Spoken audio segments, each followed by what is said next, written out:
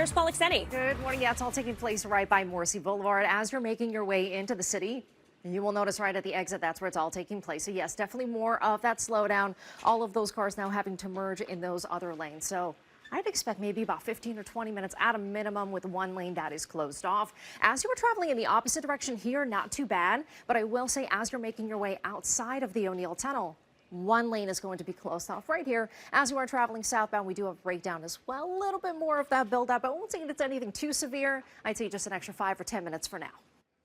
Polikseni. Good morning. Yeah, we're going to give you an update right now on what's taking place. So it's all taking place right by Morrissey Boulevard, basically right at the exit. You will notice that right lane on the expressway itself is going to be blocked off with this breakdown. So yes, definitely a little bit more activity as you're navigating this commute. All of those other lanes are going to be open, but filling in, as you can tell. So right at the Braintree split, that's where you're really going to start to feel it. So those drive times are going to build. You will even notice too in the opposite direction, it has started to slow down. At this point though, just curiosity delays, getting a look at what's taking place in the opposite direction.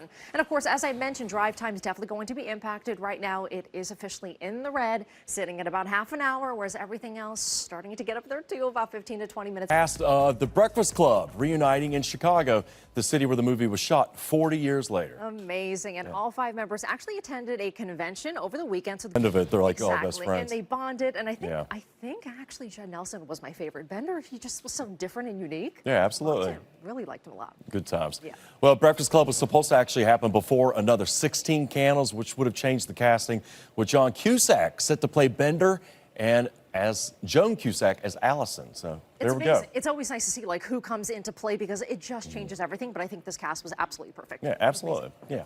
Well, coming up in our next. And 24 nearby homes were hit in that explosion, and several people are hurt as investigators are working to figure out exactly what caused that big blast.